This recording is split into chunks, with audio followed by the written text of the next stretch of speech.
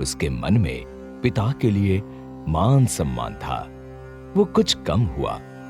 बेशक वो राजकुमारों से अच्छा प्रदर्शन करना चाहता था, लेकिन वैसे नहीं जैसे आचार्य द्रोण चाहते थे। फिर भी वो चुप रहा। इसी बीच अर्जुन को गुरु के रवैये का पता चला, लेकिन वो भी चुप रहा।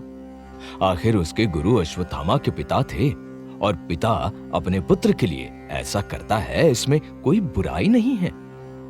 तो अर्जुन ने गुरु से कोई शिकायत नहीं की, कभी नहीं। लेकिन अर्जुन अपना गुरु खुद बन गया। हुआ कुछ ऐसा ही। एक दिन आचार्य द्रोण ने अर्जुन का एक चमत्कार देखा। उसने आकाश की तरफ बाण छोड़ा और देखते ही देखते मूसलाधार बारिश होने लगी। अर्जुन, तुमने वरुण अस्त्र चलाना कब सीखा? मैंने तो कभी बताया नहीं। जल भरने के लिए बहुत दूर जाना पड़ता था गुरुदेव, इसलिए इसका अभ्यास आरंभ कर लिया। अब तो जब चाहूं तब वर्षा करा सकता हूँ और घड़े में जल भर सकता हूँ। अच्छा, तो ये है तुम्हारे वरुण अस्त्र का सच। अब मैं अश्वत्थामा से भी पहले जल लेकर आपके पास आ सकता हूँ गुरुदेव। और फिर वही हुआ जिसका अश्वत्थामा को डर था। उसके पिता आचार्य द्रोण का सर शर्म से झुक गया। अब उन्हें बेटे को अलग से कुछ सिखाने का कोई मौका ही नहीं मिलता था। इससे अश्वत्थामा पर तो कोई फर्क नहीं पड़ा।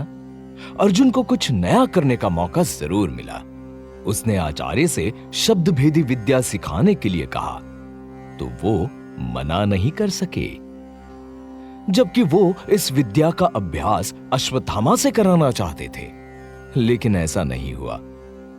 तो एक दिन उन्होंने अश्वत्थामा से कहा, बेटा, मुझे दुख है कि जिस विद्या को मैं सबसे पहले तुम्हें सिखाने वाला था, अर्जुन पहले से ही उसका अभ्यास कर रहा है।